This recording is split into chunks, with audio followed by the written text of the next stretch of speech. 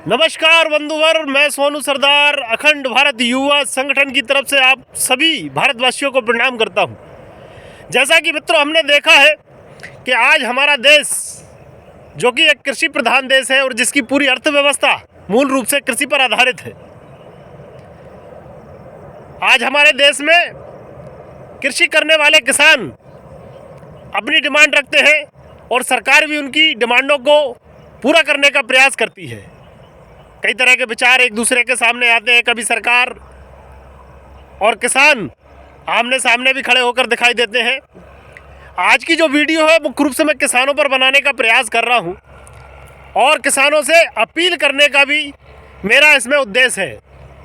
उद्देश्य ये है कि सबसे पहली चीज़ तो सरकार से भी एक अपील करूंगा कि सरकार को भी चाहिए कि वास्तव में एक एवरेज पर देखा जाए तो कुछ दशक पहले की बात करें तो हमें कृषि का जो उपज का रेट मिला करता था, जो मूल्य मिला करता था, और उस उपज को पैदा करने में जो लागत आया करती थी, और आज वर्तमान में जिस उपज को पैदा करने में लागत आती है, उसके रेशो को देखा जाए तो हमारे पास में आय की व्यवस्था कम होती जा रही है और खर्च बढ़ता जा रहा है।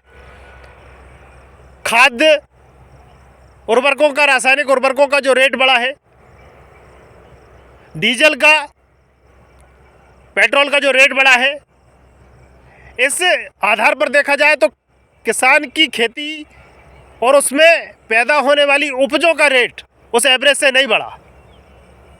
सरकार को इस विषय में उचित कदम उठाना चाहिए ताकि उनके देश का किसान खुशहाल हो, सक्षम हो, समृद्ध हो, शक्तिशाली हो।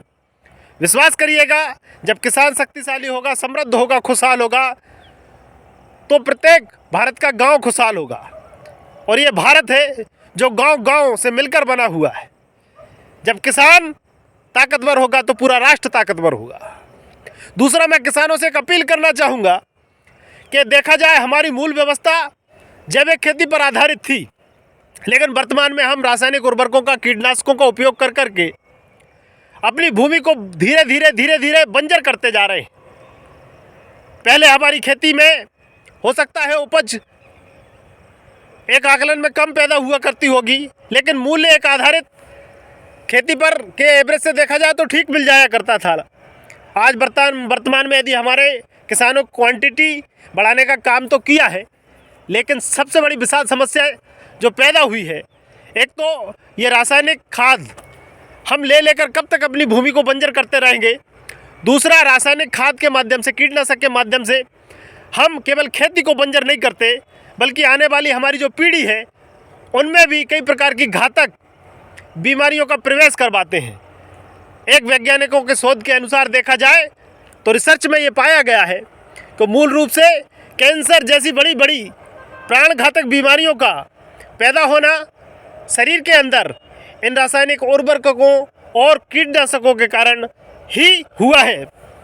किसान भाइयों से अपील करना चाहूँगा कि हमें अपने मूल खेती के व्यवसाय पर लौटना पड़ेगा, जिसमें हम जैविक खेती कर सकें और धीरे धीरे करके इन रासायनिक उर्वरकों का प्रयोग कम करें, क्योंकि वास्तव में देखा जाए तो धीरे धीरे करके रासायनिक उर्वरकों का जो रेट है वह भी कंट्रोल से बाहर होता जा रहा है और इससे होने वाले नुकसान, चाहे वो खेती को या आने वाली पीढ़ी को हो, वह बढ़ता जा रहा है।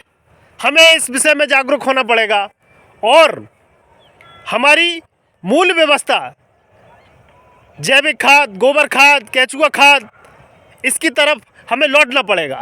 क्योंकि देखा जाए वास्तव में गाय के ऊपर, धर्म के ऊपर बात भी बहुत होती है, लेकिन केवल गौशालाओं का निर्माण करने से या उनके लिए चारा या भूसा दान करने से हम गाय को सुरक्षित नहीं कर सकते। गाय को हमें खेती से जोड़ना पड़ेगा, वो हमारे मूल व्यवसाय से जुड़ेगी, तब जाकर गाय सुरक्षित होगी और ये किसान सुरक्षित होगा। विश्वास करिए, जब देश के अंदर गाय और किसान दोनों सुरक्षित हो जाएंगे तो ये हमारा देश, इसकी अर्थव्यवस्था शक्तिशाली व्यवस्था होगी और हम विश्व गुरु बनकर ही रहेंगे। इतना कहकर मैं अपनी वाणी को विराम देता हूँ। जय हिंद, जय भारत, भारत माता की जय।